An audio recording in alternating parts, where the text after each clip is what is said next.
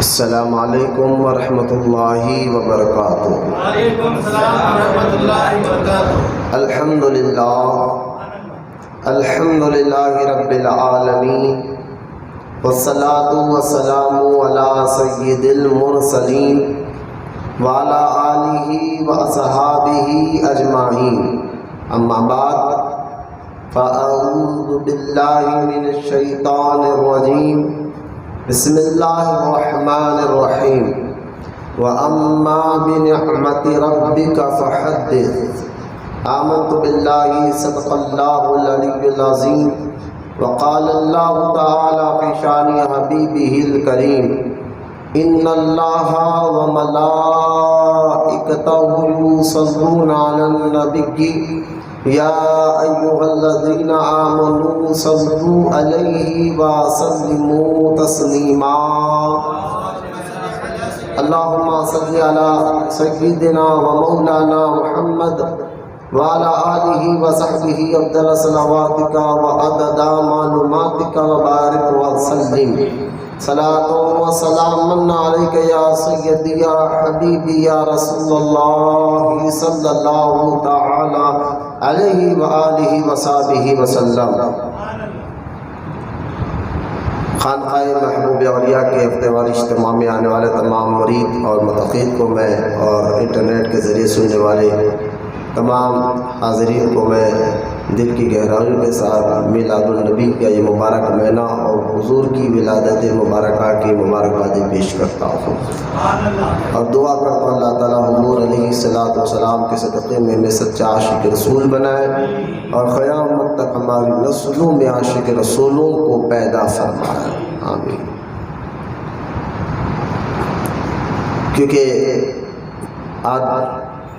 یہ مبارک آج کی محفل جو ہے میلاد مصطفیٰ کے دلیل پر ہے۔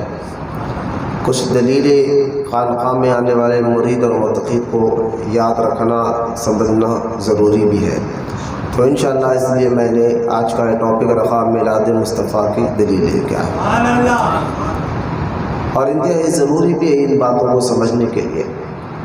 آج میں چند ان باتوں پر آپ کے سامنے گفتگو کروں گا جس کو لے کر بدعقیدہ وہابی انٹرنیٹ اور فیس بک پر بہت زیادہ ایک 2 منٹ 3 منٹ کے ویڈیو کو بنا کر وائرل کر رہے ہیں، اور آج ہمارا المیہ یہ ہے سنیوں کا کہ ہم 2-3 منٹ ان کا بھی ویڈیو رہے تو وہ سکون سے سنتے ہیں، لیکن جب سنی عالم کا بیان ہوتا ہے تب ہماری مزاجوں میں بے چینی ہوتی ہے، طبیعتوں میں بے چینی ہوتی ہے۔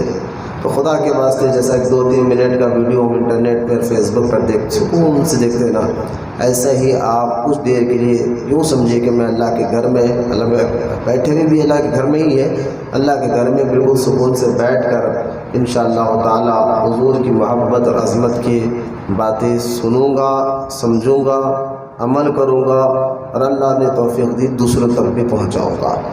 نیت آپ کریں، اللہ کرم فرمانے والا ہے، آپ کوشش کریں، اللہ کرم فرمانے والا ہے۔ لہٰذا آج کی اس مبارک محفل میں ہم میلاد مصطفیٰ کی دلیلیں خاص طور پر ان باتوں پر بات کریں گے۔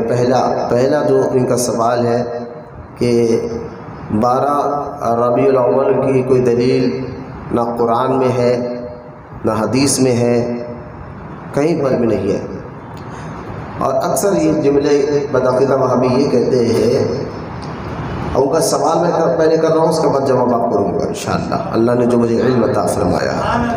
اکثر ان کے یہ جملے ہیں کہ دیکھو حضور صلی اللہ تعالیٰ علیہ وسلم کی 63 سالہ زندگی، 63 ایئرس، 63 سالہ زندگی میں حضور علیہ السلام نے کبھی ایسا میلاد نہیں منایا، اپنا میلاد نہیں منایا، اور حضرت سیدنا ابو بکر صدیق رضی اللہ تعالیٰ عنہ، اگر حضور ابو بکر صدیق کی خلافت کا دور دیکھ لے خالی، حضور کی دنیا سے جانے کے بعد ابو بکر صدیق نے 2 سال خلافت کی ہے، تو وہابی بدعقیدہ کہتے ہیں کہ حضرت ابو بکر صدیق رضی اللہ تعالیٰ عنہ نے 2 سال خلافت میں کبھی میلاد مصطفیٰ نہیں منایا۔ حضرت فاروق اعظم کی خلافت 10 سال کا ہے، 10 مرتبہ ان کے دور میں میلاد کے مہینہ آیا ہے، لیکن انہوں نے میلاد نہیں منایا۔ حضرت سیدنا عثمان غنی رضی اللہ تعالی عنہ کی جو ہے خلافت 13 سال تک چلی، یعنی 13 مرتبہ 12 ربیع الاول کا مبارک مہینہ انہیں ملا، لیکن انہوں نے بھی میلاد نہیں منایا۔ مولا کائنات سید و سادات علی المرتضیٰ رضی اللہ تعالی عنہ جو ہے انہوں نے 4 سال تک خلافت کی، 4 مرتبہوں کے دور میں میلاد النبی کا مبارک مہینہ آیا، لیکن انہوں نے بھی میلاد نہیں منایا۔ تو جب حضور نے میلاد نہیں منایا، ابو بکر نے نہیں منایا، فاروق اعظم نے نہیں منایا، عثمان غنی نے نہیں منایا، مولا علی نے نہیں منایا، دیگر صحابہ نے نہیں منایا، تم لوگ کیوں مناتے ہو؟ سوال ان کا یہ ہے۔ اب اس کا جواب سنیں، آپ سن کر اپنے ایمان اور عقیدے کو بھی تازہ کرے، تاکہ بولنے والے بنے، خاموش نہ بیٹھے، بولنے والے بھی بنے انشاءاللہ۔ اس کا پہلا جواب ان کا سوال یہ ہے نا کہ میلاد حضور نے نہیں منایا، تو اس کا پہلا، کیونکہ سوال دکھنے میں چھوٹا ہوتا ہے، جواب ذرا لمبا ہوتا ہے۔ میلاد مصطفیٰ کا انکار وہی کرتا ہے جس کی بنیادیں صحیح نہیں ہیں، یعنی بنیاد سے مراد جن کے عقیدے ہی صحیح نہیں ہیں، جن کے عقیدوں میں فساد ہے، جن کے عقیدے یہ ہے کہ معاذ اللہ کہ نبی ہماری طرح ہے، جن کا ماننا یہ ہے کہ حضور کو غیب کا علم نہیں ہے، جن کا ماننا یہ ہے کہ معاذ اللہ کہ حضور مردہ ہے، جن کا ماننا یہ ہے کہ وہ مدد نہیں کر سکتے، جن کا ماننا یہ ہے کہ بس ان کی تعظیم ایک بڑے بھائی کی طرح کرو، تو وہ لوگ کے یہ عقیدے کے میلاد حضور نے نہیں بنایا۔ یعنی مطلب میں آپ کو سمجھانا یہ چاہتا ہوں، جن کے عقیدے میں فساد ہو، جن کے عقیدہ خراب ہو، وہی میلاد کا انکار کرتے ہیں۔ تو جو انکار کر رہے ہیں تو سمجھ جائے کہ پہلے ان کا عقیدہ یہ خراب ہے۔ اب اس کا جواب سنیں۔ چلیے پہلے آپ کو میں سب سے پہلے قرآن پاک سے میلاد کا جواب دیتا ہوں۔ پہلے میلاد کا معنی بھی آپ سن لیجیے۔ میلاد کا معنی قرآن سے بھی، حدیث سے بھی، اجماع سے بھی، قیاس سے بھی، سب طریقے سے میلاد ثابت ہے۔ اب سنیے، آپ میلاد کا پہلا ثبوت قرآن، کیونکہ قرآن ہی سے ہم دین سمجھتے ہیں، اسلام سمجھتے ہیں، تو پہلا ثبوت قرآن پاک۔ قرآن پاک میں ایک نہیں کئی ایسی آیتیں مبارکہ قرآن پاک میں موجود ہے جس میں اللہ تعالیٰ نے خود ارشاد فرمایا کہ میری نعمتیں ملنے پر اس کا چرچا کرو۔ جیسا کہ میں نے ابھی آیت پڑھی ہے سورہ والضحیٰ کی 30 پارے کی آیت، اس میں اللہ تعالیٰ ارشاد فرماتا ہے وَأَمَّا بِنِعْمَةِ رَبِّكَ فَحَدِّثْ۔ اللہ تعالیٰ ارشاد فرماتا ہے اور میری نعمتوں کا چرچا کرو۔ اب مجھے ایک بات بتائیے، چرچا کرنا کیا ہوتا ہے؟ خوشی منانا، چرچا کرنا ایک وہ ہوتا ہے جو ہم گھر کے اندر بند کمرے میں خوشیاں منا لیتے ہیں، لیکن ایک وہ ہوتا ہے کہ گھر پر لائٹنگ ڈال کر سب خاندان قبیلے کو بلا کر، اڑوس پڑوس کو بلا کر خوشی کا اظہار کرتے ہیں۔ اور اب جب آپ سے پوچھا تھا یہ کیا ہے، تو کہ جو اللہ نے مجھے نعمت دی ہے اس کا میں چرچا کر رہا ہوں۔ تو لہٰذا یہاں جو یہ آیت میں اللہ تعالیٰ نے ارشاد فرمایا وَأَمَّا بِنِعْمَةِ رَبِّكَ فَحَدِّثْ، کہ اللہ کی نعمتوں کا چرچا کرو، تو اللہ کی بے شمار نعمتیں ہیں۔ کن نعمتوں کا ذکر کریں؟ یقیناً اللہ تعالیٰ نے جو ہمیں نعمتیں عطا فرمایا ہے، بے شمار نعمتیں۔ قرآن پاک میں اللہ تعالیٰ ارشاد فرماتا ہے اگر تم میری نعمتوں کو گننا چاہو تو بھی گن نہیں سکتے۔ اللہ نے جو نعمتیں عطا فرمائی ہے، جیسا آنکھ ہے، کان ہے، اگر ہم دیکھ جائیں، زبان ہے، پیٹ ہے، ہاتھ ہے، پیر ہے، اگر اس کو بھی بازو کو رکھ لے، زندگی بھر جو ہم یہ سانس لے رہے ہیں نا، یہ بھی اللہ کی ایک بہت بڑی نعمت ہے۔ اگر سانس اندر جائے اور باہر نہ آئے تب بھی آدمی مر جاتا ہے، باہر آئے اور اندر نہ جائے تب بھی آدمی مر جاتا ہے۔ تو جو یہ سانس اندر آنا باہر اندر باہر جو ہو رہی ہے، یہ بھی اللہ کی ایک بہت بڑی نعمت ہے۔ صحت کتنی بڑی نعمت ہے، بیمار سے پوچھو۔ تندرستی کتنی بڑی نعمت ہے کہ مریض سے پوچھو۔ لہٰذا یہ نعمتیں اگر ہم شمار کرنا چاہیں، اور ایسی نعمتیں پھر دوبارہ ہمیں ملتی نہیں۔ مجھے بتائیے جو آگ جیسی نعمت اللہ تعالیٰ نے ہمیں عطا فرمایا ہے، اگر یہ آگ جیسی نعمت اگر آپ چلے جائیں تو کوئی دنیا کا ڈاکٹر سائنسدان آج تک ایسا کوئی دوا کوئی ایسی مشینری نہیں بنی ہے جو سیم ٹو سیم آنکھ لگا دے اور اسے دکھنا لگ جائے. یہ آنکھ بھی قدرت کی جانب سے جو ہمیں بنائی دی گئی ہے، یہ بھی آپ کی بھی بڑی نعمت ہے، ہاتھ پیر کی بھی بڑی نعمت ہے، بے شمار نعمتیں ہیں. حلال روزی بھی اللہ کی ایک نعمت ہے، حلال دولت بھی اللہ کی ایک نعمت ہے، مکان اللہ کی نعمت ہے. تو لہٰذا اگر اس کو شمار کرتے چلے جائے تو نعمتوں کا کوئی شمار نہیں کر سکتے آپ کہ ہمارے جسم کے اندر جو رگوں میں خون دوڑ رہا ہے یہ بھی اللہ کی ایک نعمت ہے. آپ دیکھیں پیٹ میں بندے کے درد ہو جائے اور وہ اس کی تکلیف سے تڑپے اور بڑے بڑے ڈاکٹر اس کو بتا لے لیکن اس کا پیٹ کا درد ختم نہ ہو دوائیں استعمال کرنے کے بعد بھی، تو ایک تندرست سے پوچھے کہ وہ اور اس میں فرق کیا ہے تو یقیناً وہ کہے گا اللہ تیرا شکر ہے کہ مجھے ایسی بیماری سے محفوظ رکھا. لہٰذا ایک تندرست آدمی ہی جانتا ہے کہ صحت بھی کتنی بڑی اللہ کی جانب سے نعمت ہے. میں سمجھانا چاہ رہا ہوں کہ اللہ کی نعمتوں کو اگر ہم بیٹھے بیٹھے سوچنے لگ جائے گننے لگ جائے تو آپ شمار نہیں کر سکتے، گن نہیں سکتے، بے شمار. اس لیے اللہ پاک نے کئی آیتوں میں فرمایا کہ اگر تم میری نعمتوں کو گننا چاہو گن نہیں سکتے، شمار نہیں کر سکتے. بے شمار اللہ تعالیٰ نے اہل ایمان پر اور انسانوں کو اللہ تعالیٰ نے بے شمار نعمت عطا فرمائی ہے. بارش بھی اللہ کی نعمت ہے، اگر نہ برسے تو پھر انسان کیسے جیے گا.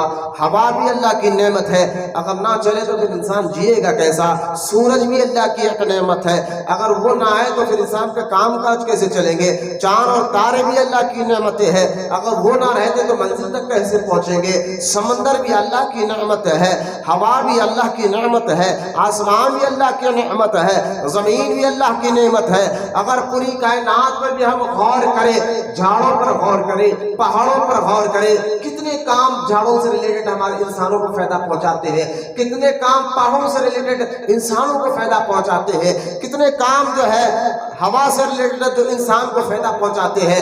اتنی نعمتیں اللہ پاک نے کائنات میں بھی انسانوں کے لیے بنائی ہے.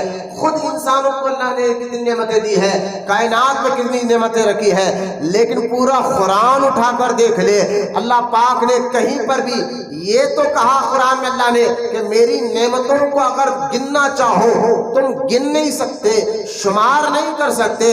لیکن جو ہے اگر قرآن میں ڈھونڈے تلاش کرے تو کہیں پر بھی اللہ تعالیٰ نے یہ نہیں کہا ہے کہ میں نے تمہیں انسان بنایا تم پر احسان کیا ہے، میں نے تمہیں آگ دی تم پر احسان کیا ہے، میں نے تمہیں کان دی تم پر احسان کیا ہے، میں نے تمہیں زبان دیا تم پر احسان کیا ہے، میں نے تمہیں ہاتھ دیے، پیر دیے، پیڑ دیے تم پر احسان کیا ہے، میں نے آسمان بنا کر انسانوں پر احسان کیا ہے، میں نے پہاڑ بنا کر انسانوں پر احسان کیا ہے، میں نے جھاڑ بنا کر انسانوں پر احسان کیا ہے، میں نے جو ہے حیوانات کو بنا کر انسانوں پر احسان کیا ہے، میں نے سمندروں کو بنا کر انسانوں پر احسان کیا ہے. کہیں بھی ایک آیت ایسی نہیں ملے گی جو کائنات بنا کر اللہ نے احسان جتایا ہو. کہیں بھی قرآن میں ایک آیت ایسی نہیں ملے گی جس میں اللہ یہ کہہ رہا ہو کہ میں نے تمہیں صحت دیا احسان کر رہا ہو، میں نے تمہیں دولت دیا احسان کر رہا ہو.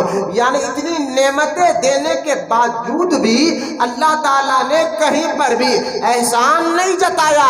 لیکن ایک مرتبہ اللہ پاک نے جو نعمت ہمیں عطا فرمائی ہے اس نعمت کو بھیج کر اور اس کو بھیج کر اللہ پاک نے قرآن پاک میں فرمایا لقد من اللہ علی المؤمنین اذ بعث فیہم رسول، کہ ہم نے مومنوں پر احسان کیا ہے. یا اللہ کون سا احسان کیا ہے؟ فرمایا اذ بعث فیہم رسول، اپنے حبیب کو ان کے درمیان بھیج کر، اپنے محبوب کو ان کے درمیان. یہ قرآن کی آیت ہے لقد من اللہ علی المؤمنین. آیت پہ غور کرے، لقد من اللہ علی المؤمنین، مومنین پر کہا. دنیا میں کافر بھی ہے، مشرک بھی ہے، یہودی بھی ہے، عیسائی بھی ہے، ان کو نہیں کہا، مومنوں پر کہا. مومنوں پر میں نے احسان کیا ہے. تو اب اندازہ کرے الحمدللہ حضور کا میلاد وہی منائے گا جو یہ جانتا ہے کہ یہ رسول اللہ کی سب سے بڑی نعمت ہے اور ان کو بھیج کر اللہ نے ہم پر احسان جتایا ہے. تو میلاد منا کر، میلاد بنا کر ہم اللہ کا شکر ادا کر رہے ہیں. میلاد بنا کر ہم اللہ کا شکر ادا کر رہے ہیں. ارے بھائی اللہ نے ہمیں احسان کیا. لقد من اللہ علی المؤمنین اذ بعث فیہم رسول، کہ ہم نے تم پر احسان کیا مومنوں پر اپنے حبیب کو ان کے درمیان بھیجا ہے، تمہارے درمیان بھیجا ہے.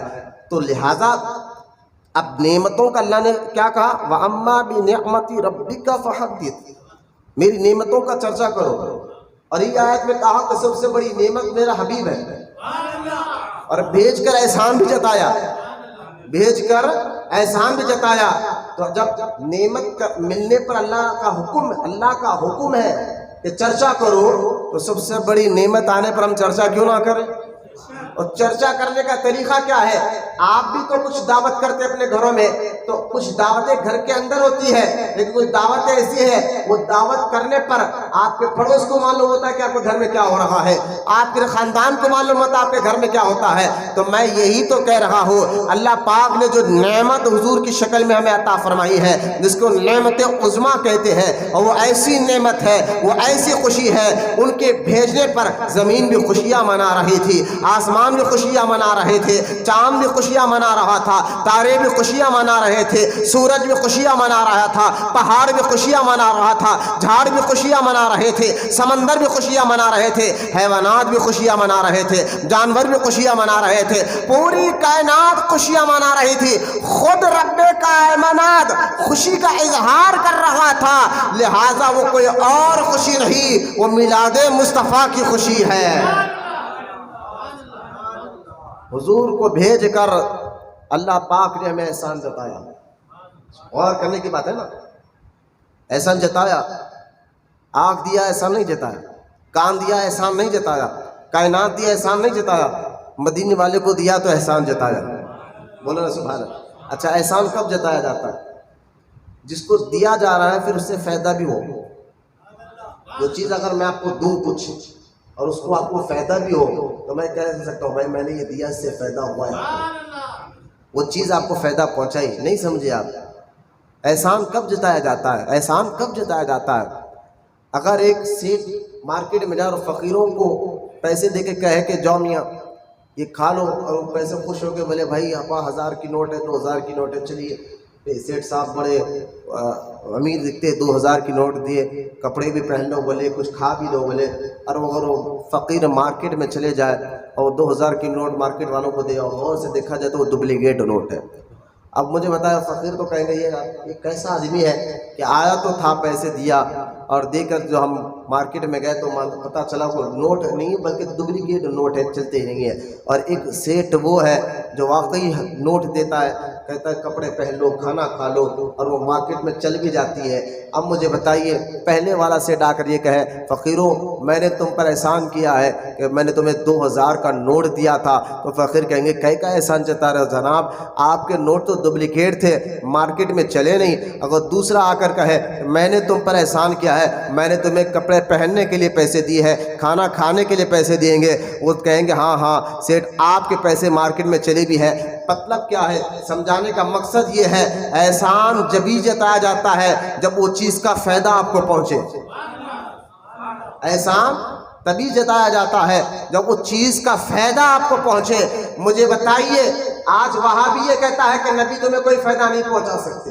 حضور تو معاذ اللہ ایک اپنی طرح ایک عام بشر ہے. تو میں نے کہا اگر معاذ اللہ ثم معاذ اللہ، اگر حضور کے ذریعے ہمیں کوئی فائدہ نہ پہنچتا، حضور کے ذریعے جو ہے ہمیں کوئی فائدہ نہ پہنچتا، تو پھر اللہ قرآن میں بھیج کر احسان کیوں جتا رہا ہے؟ قرآن میں پاک میں ایک بچہ گاڑی لے کے اندر آ رہا تھا، پورا اندر لے کے جب بھگا گاڑی، درود پاک پڑے، مسجد کے پیچھے جا رہا تھا. لہذا اللہ تعالیٰ نے حضور کو بھیج کر احسان جتایا مومنوں پر.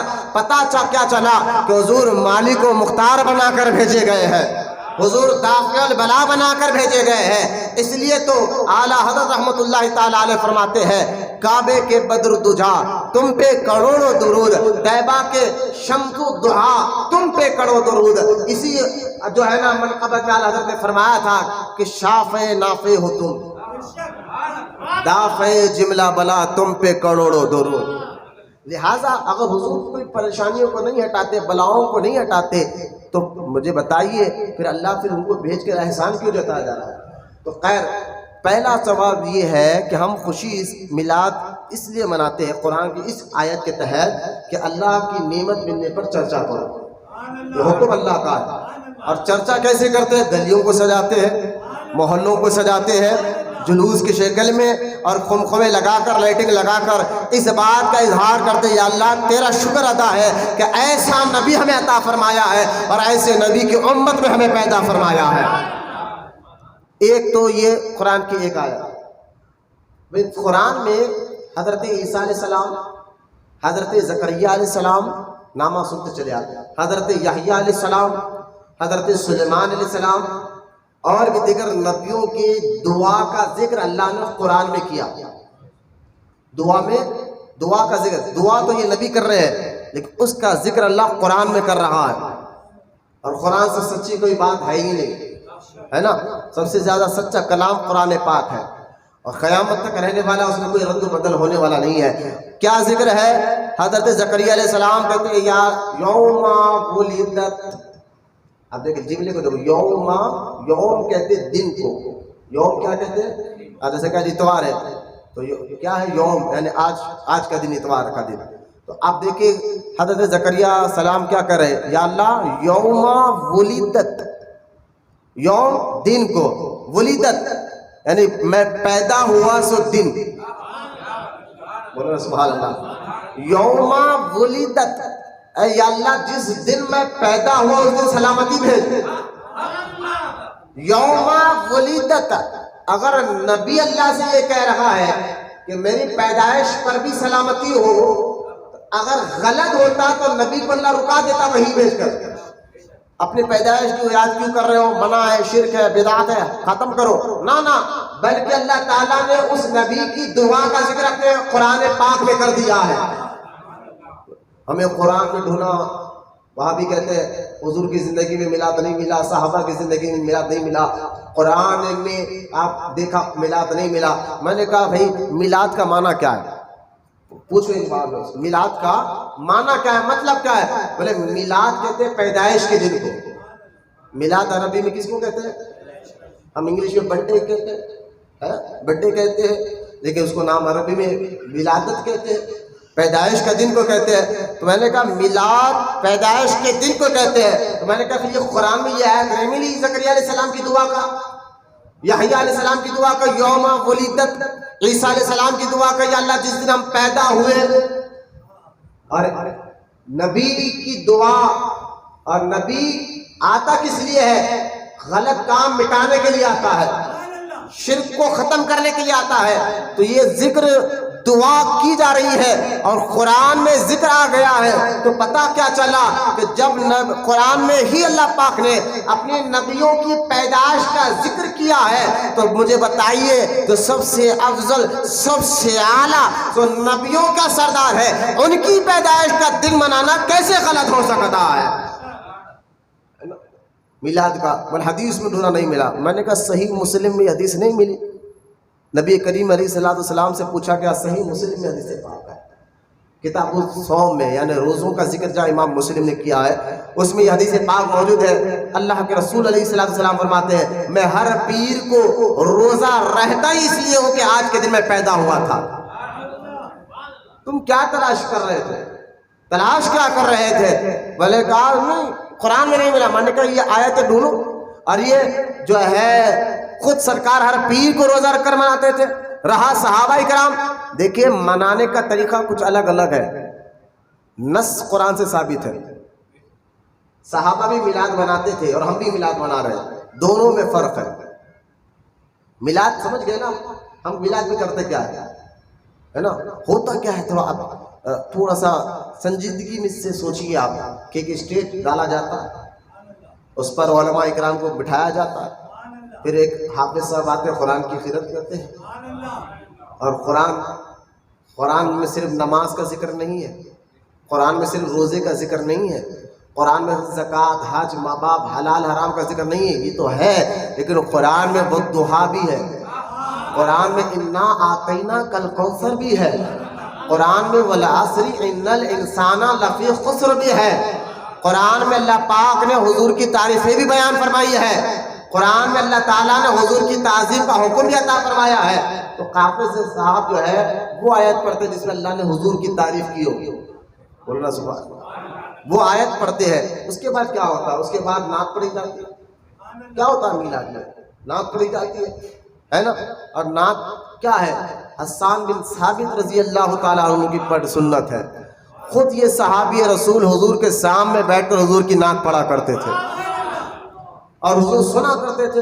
پھر یہ نعت پڑھی جاتی ہے۔ پھر کیا ہوتا ہے؟ پھر ایک عالم دین جو ہے قرآن کی آیتیں پڑھ کر، حدیثیں پڑھ کر حضور کی ولادت کے بارے میں بتاتا ہے، حضور کے بچپن کے بارے میں بتاتا ہے، حضور کے جوانی کے بارے میں بتاتا ہے، حضور کے اخلاق کے بارے میں بتاتا ہے، حضور کے کردار کے بارے میں بتاتا ہے، حضور کے مزاج کے بارے میں بتاتا ہے، حضور کے جو ہے نا شان و عظمت و رفعت کے بارے میں بتاتا ہے، اور یہ کہتا ہے سب سے اعلیٰ و اولا ہمارا نبی، سب سے بالا و والا ہمارا نبی، خلق سے اولیاء، اولیاء سے رسول، اور رسولوں سے اعلیٰ ہمارا نبی۔ میں نے کہا یہی تو میلاد میں ہوتا ہے۔ اپنی وہابی ملا سے مجھے اس میں خرابی کیا ہے؟ اس میں نہیں، ایسا کبھی میلاد صحابہ نے نہیں بنایا جیسا تم بناتے ہو۔ میں نے کہا ایک بات بتائیے، پہلے اگر حضور نے نہیں بنایا، صحابہ کے دور میں ایسا نہیں ہوا جو آج ہو رہا ہے، جھنڈے لگائے جا رہے ہیں، اسٹیج لگایا جا رہا ہے، فلاں فلاں کام کیا جا رہا ہے۔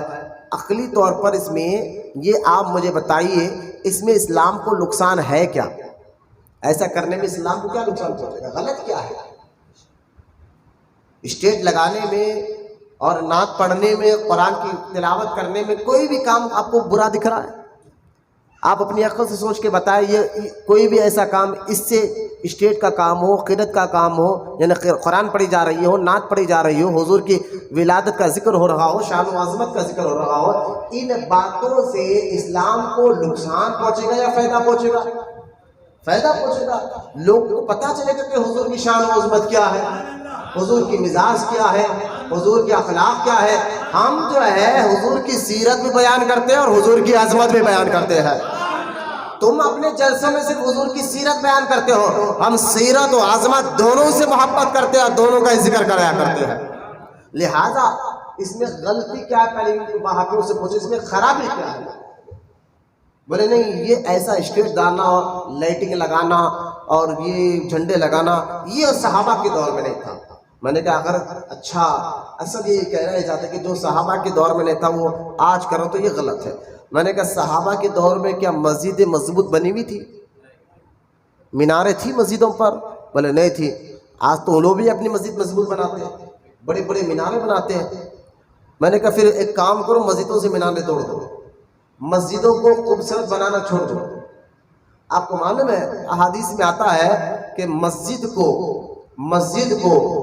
رنگ کرنا جائز نہیں، لیکن ہر مسجد رنگ کی جاتی نہیں جاتی ہے نا، رنگا جاتا ہے، مسجد کو کلر کیا جاتا ہے، خوبصورت بنایا جاتا ہے، چاہے سنیوں کی مسجد ہو یا ان کی بنائی ہوئی عمارت ہو، لیکن خوبصورت تو دکھتی ہے، مینار بھی بنے۔ تو 10 صحابہ کے دور میں مسجدوں کو میناریں تھے، ایتھینٹک بات ہے، نہ مسجد کو کلر کیا جاتا تھا نہ خوبصورت بنایا جاتا، بلکہ منع فرمایا گیا۔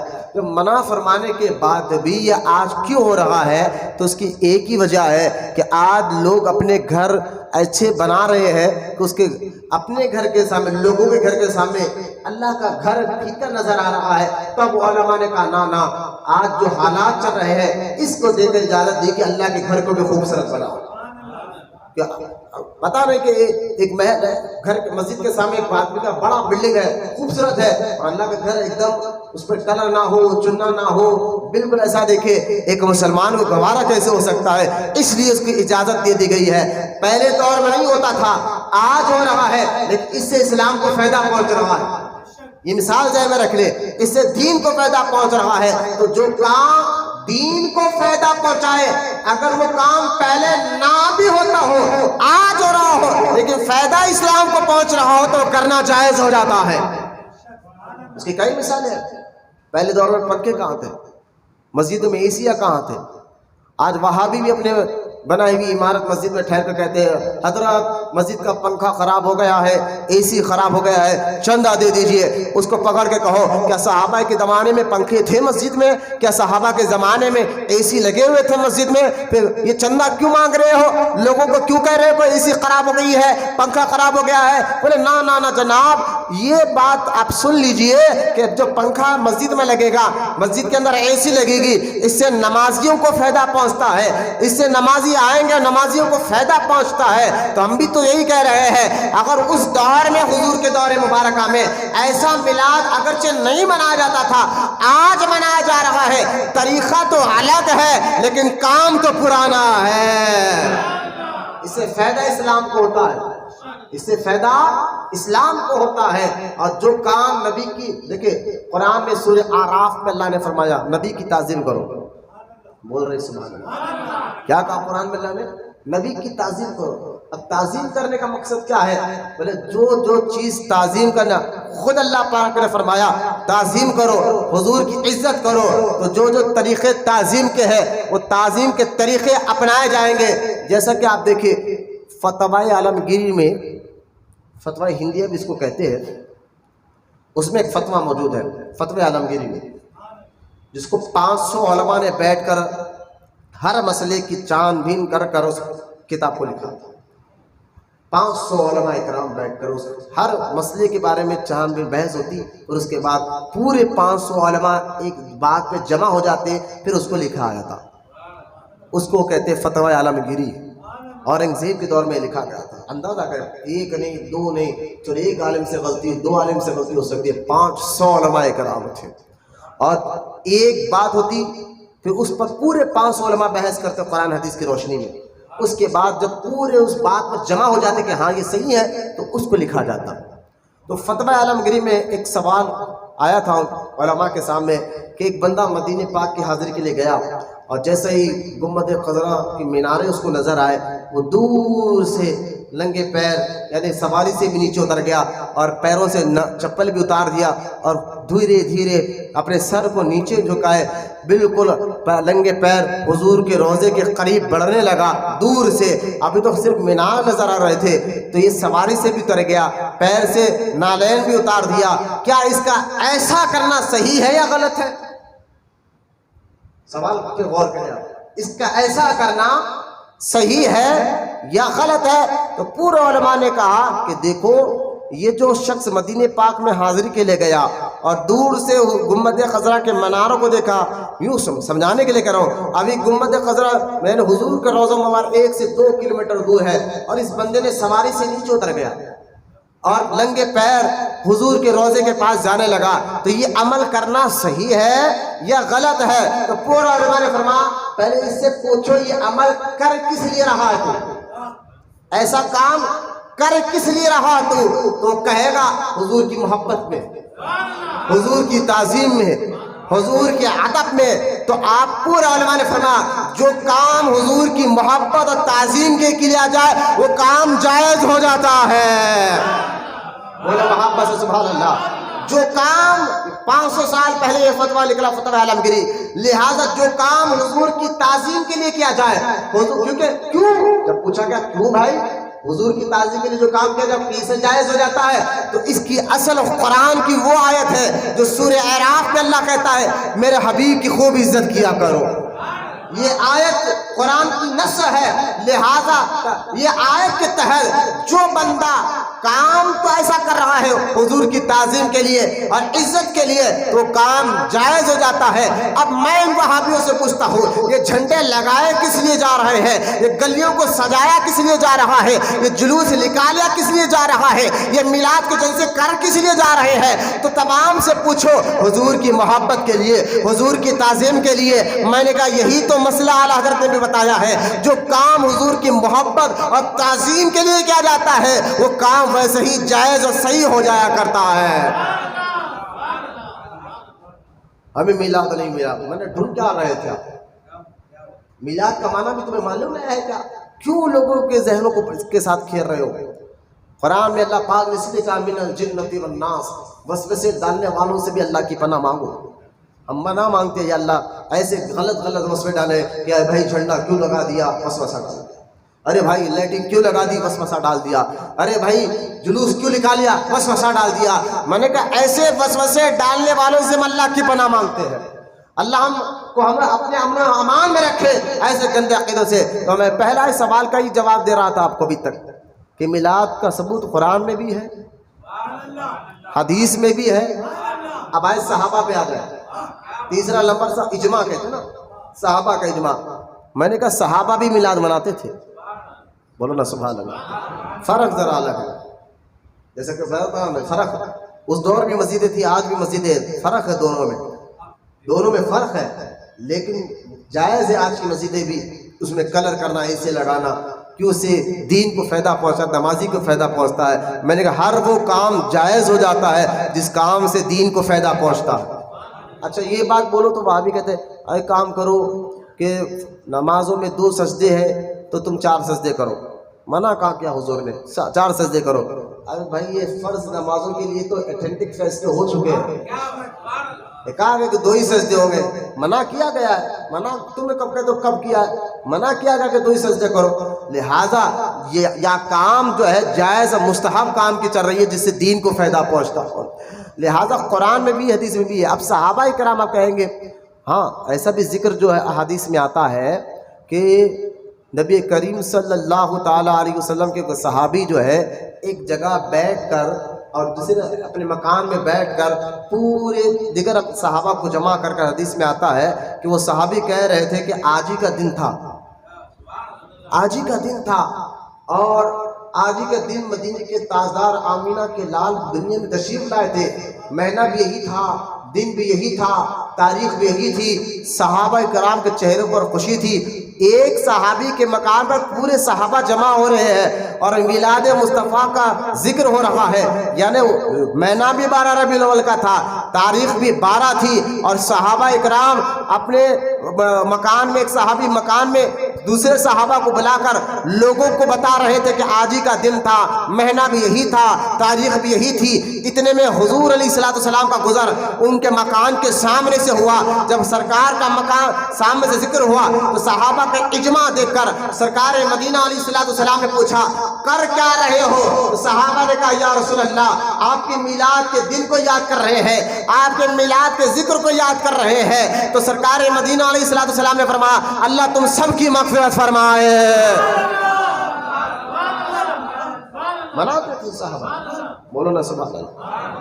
حضور کے چاچا حضرت عباس کو، حضرت عباس نزول المجالس بھی حدیث پاک موجود ہے، حضرت عباس رضی اللہ تعالیٰ عنہ سے وہ فرماتے ایک بار میں حضور کو دیکھتے رہا، تک رہا تھا چہرے میں۔ سرکار نے پوچھا کہ چاچا جان کیا بات ہے؟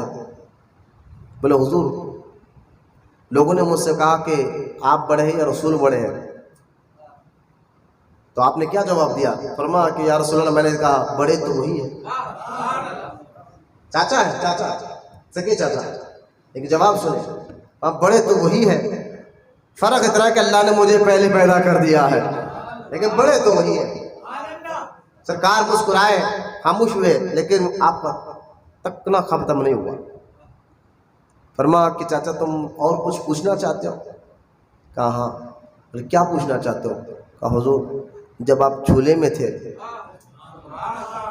سبحان اللہ، جب آپ جھولے میں تھے تو میں دیکھتا تھا آپ کے چہرے کو، تو کبھی آپ کا چہرہ چاند سے بھی زیادہ کھلتا تھا، اور کبھی میں نے دیکھا کہ آپ جو ہے آسمان کی طرف انگلی کرے ہوئے ہیں، تو میں سمجھ نہیں سکا یہ راز کیا ہے۔ بھائی میں آپ کو پوچھوں، میں اگر آپ کو پوچھوں کہ آپ جھولے میں تھے یہ کر رہے تھے تو آپ بولیں گے میرے کیا بات؟ ارے بھائی مجھے کیا پتا ہے کہ میں جھولے میں کیا کر رہا تھا، ہے نا؟ لیکن یہ حضور ہے۔ فرما چاچا جان سنو، جو اس وقت میں جھولے میں تھا مجھے سب یاد ہے، وہ ہماری طرح نہیں، ہم ان کی طرح نہیں ہے۔ فرما جب وہ جھولے میں جھولتا، اگر میں رونا چاہتا تو جبریل آ کے جھولا جھولاتے تھے۔ یہ پیدائش کا ذکر نہیں تو کیا ہے؟ حضور نے خود کیا ہے نا، تو جبریل آ کے جھولا جھلاتے اور جو ہے میں کلمہ پڑھ کر گواہی دیتا وحدہ لا شریک لہ، اللہ تیرے سوا کوئی عبادت کے لائق نہیں ہے۔ اب یہ کہا چاچا جان سے، آپ نے فرمایا چاچا اور سنو، اگر میں رونے لگتا تو آسمان پہ جو چاند ہے اس چاند کو اللہ تعالیٰ میرے لیے کھلونا بنا دیتا، چاند کو اللہ تعالیٰ میرے لیے کھلونا بنا دیتا۔ اگر میں انگلی کے اشارے سے چاند کو ادھر کرتا تو چاند دائیں آ جاتا، انگلی کو ادھر کرتا تو چاند بائیں آ جاتا، اگر اپنی انگلی کو سرانے کرتا تو چاند سرانے آ جاتا، اپنی انگلی کو پینتی کرتا تو چاند قدموں میں آ جاتا۔ تو یہ کھلونا تھا جو میرے اشارے پر کھل رہا تھا۔ اللہ محبت سے سبحان اللہ، سبحان اللہ۔ یہ میرے آقا، میں نے کہا صحابہ کرام نے بھی، حضور نے خود میلاد کا ذکر کیا اپنے بچپن کا، صحابہ نے بھی جو ہے خود اپنے سرکار کی ولادت کا ذکر فرمایا۔ بس طریقہ اور تھا کہ جب بھی میدان جہاد میں صحابہ جاتے تھے نا، میدان جہاد میں جب بھی صحابہ کرام جاتے تھے تو وہاں پر جاتے کہ صحابہ کرام کیا کرتے تھے میدان میں دشمنوں کے سامنے، حدیثیں پڑھ کر دیکھے، پہلے وہ یہی کہتے تھے کہ ہم تو اپنے ایڑیوں پر پیشاب کرنے والے تھے۔ صحابہ کہتے تھے ہم اپنے پیر کی ایڑیوں پر پیشاب کرنے والے تھے، ایسے ہم دین سے اخلاق سے دور تھے، لیکن آمنہ کا لال مکہ میں پیدا ہوا۔ آپ بولے محبت سے سبحان اللہ۔ میدان میں دشمنوں کے سامنے صحابہ کرام کہتے تھے کہ ہم تو یہ تھے، لیکن مدینے کا لال، آمنہ کا لال پیدا ہوا مکہ میں، اور جو ہے انہوں نے ہمیں اخلاق سکھایا، دین سکھایا، ایک عرب کی عبادت سکھائی۔ یہ سارے کوالٹیاں بیان کرتے ہم تم کو بھی دعوت دے رہے ہیں، اس نبی کا کلمہ پڑھ لو۔ اب مجھے بتائیے کہ صحابہ ہم جو ہے اپنے گلیوں کو سجا کر، اپنے محلوں کو سجا کر، اپنے گھروں کے سامنے اسٹیج ڈال کر، وہاں پر ٹھہر کر حضور کی میلاد کا ذکر کرتے ہیں، اور صحابہ میدان جہاد میں دشمنوں کے سامنے حضور کی میلاد کا ذکر کیا کرتے تھے؟ صحابہ بھی میلاد کرتے تھے۔ میں نے کہا تمہیں ڈھونڈ کیا رہے ہو، ابھی تک ڈھونڈ کیا رہے ہو؟ ہمیں میلاد صحابہ نے نہیں کیا۔ قیامت کے دن یہ ہمارے پاس ایک بدبخت ہے نا ہمارے حیدرآباد کا، عمران نامی، جس کو لوگ بہت سنتے بچے، عمران بورو کہتے ہیں۔ وہ کہتا ہے قیامت کے دن جو ہے اب جب اللہ کہے گا کون کون میلاد بنایا ہاتھ اٹھاؤ، تو ابو بکر ہاتھ نہیں اٹھائیں گے، عمر ہاتھ نہیں اٹھائیں گے، عثمان ہاتھ نہیں اٹھائیں گے، مولا علی ہاتھ نہیں اٹھائیں گے۔ میں نے کہا قیامت کے دن اللہ ایسا بولے گا کہ کون سی حدیث میں آیا؟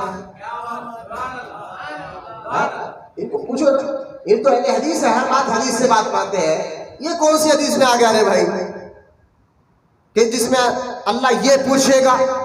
اب میں بھی پوچھوں گا قیامت کے دن، اللہ پاک پوچھے گا کہ سارے وہابیوں کو سور بنا دوں؟ ہمارے بھی کہنا ہے بھائی، جو میرے حبیب کا گستاخ سب کو سور بنا کر دوزخ میں ڈالوں؟ اب ہمیں ایسا بول جا بھائی تو کہیں کو بول رہا، پھر کوئی ایسی بات ہے؟ تو یہ سارے خامہ خواہیں جو ہے نا ہمیں وسوسے ڈال کر ہمارے ایمان اور عقیدے کو خراب کرنا چاہتے ہیں۔ لہٰذا قرآن کو بھی میلاد کا ذکر میں نے بتا دیا، آیتیں پتہ کر چل آیا تھے، احادیث کو بھی میں نے چند نزول المجالس کے حوالے سے میں نے آپ کو بتا دیا، اور تیسرا جو ہے صحابہ کرام بھی میلاد کرتے تھے، میں نے وہ بھی آپ کو بتا دیا، اور چوتھی جو قیاس، یعنی مجھے بتائیے عقلی طور پر بھی میلاد کیسے غلط ہو سکتا؟ اور آپ اپنی عقل سے سوچ کر بتائیے، عقلی طور پر بھی میلاد دین کو فائدہ پہنچا رہا ہے یا نقصان پہنچا رہا ہے؟ بولے نہیں شرک ہے۔ میں نے کہا عقل سے سوچ، شرک کہتے کس کو ہے؟ بولے شرک اس کو کہتے ہیں کسی کو خدا بنا دینا۔ تو میلاد میں نبی کی تعریف اتنی کرتے ہو کہ نبی کو خدا بنا دیتے ہو، میں نے کہا کتنی بے وقوفی کی بات کر رہا ہے۔ ارے میلاد کرنا شرک نہیں بلکہ شرک کی جڑوں کو کاٹ دیتا ہے۔ بولے کیسے؟